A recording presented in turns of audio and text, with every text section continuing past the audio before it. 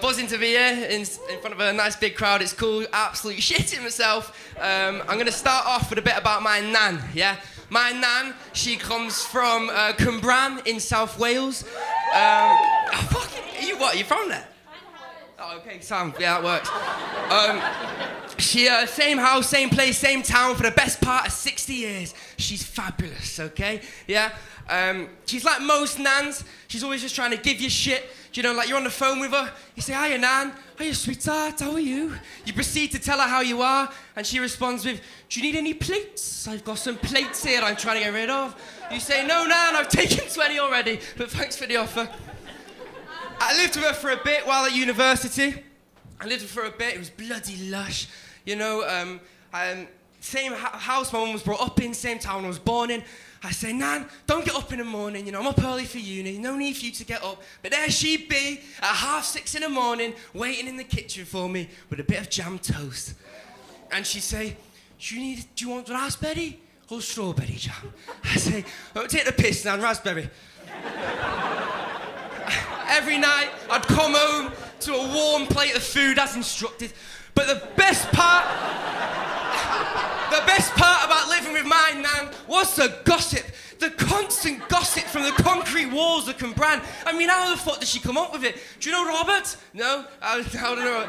He lives up there in the estates. How the fuck am I going to know Robert? He went to high school with your mother. No, I don't. Paedophile. Is it? Fuck.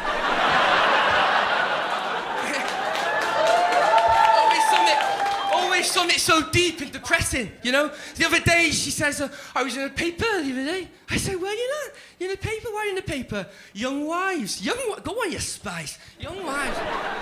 Young wives, what's that, Nan? Well, we started it in the 70s, and all the young wives, we meet up, we had a coffee and a chat, and we've been doing it ever since. I said, wow, that's fabulous, Nan. She goes, yeah, there used to be 60 of us. All right, yeah. There's only 9 left now.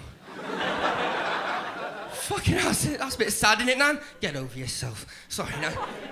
But I hit my tipping point when one day my nan parades into the kitchen with a little baggie of ash. She comes into the kitchen, parading it around. Guess what that is? I said, I don't know what guess who that is? That's fucking hell, Nan. Jeez. That's your bumpy, that Welsh granddad. There's your granddad, like fucking hell, Nan. He died a week ago. There he is, look, there he is. It's mad how he can fit in there now, isn't it? Lazy bugger. He did nothing for me, Ben. He did nothing. And it was in that moment I realised when I die, I want my wife to parade my ashes around for all to see. And that is what love means to me. I'm sure my nan would appreciate that a bit if she could hear. She'd love it. Truth is, I've performed that a little bit because I've just started getting into this whole comedy thing and like, I'm figuring out what I'm trying to perform, what I'm trying to do on stage. And when you start dreaming of these things, you know, you want to be something sick, like a musician or, you know, an artist, a rapper, definitely a rapper, you know, a painter, a filmmaker, a rapper. But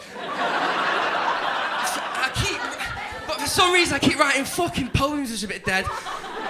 I did my first stand-up recently, and one of the comedians came off stage and he went, well, you're not a comic, are you? You're a poet. Yeah, you're a bit of a knob, I think. You know, I did this writing workshop and I read out some of my writing and he went, oh, brilliant, so you write slam poetry? No, obviously I don't write slam poetry. Who the fuck would write slam poetry? Anyway, here's a poem. Now, I wrote this poem about just like anything being anything, you know, and nothing means anything. And I also wrote it about the idea that when I have kids, I'm just going to teach them the wrong shit because I think it'd be funny. I called it Teach a Toddler to Walk on Their Hands. They wouldn't have a clue.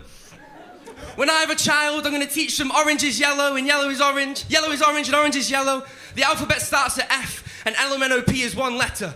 They'll point at a dog and say, what's that? And I say, that's what you turn into once you're 11. Just as a life lesson that anything could be anything.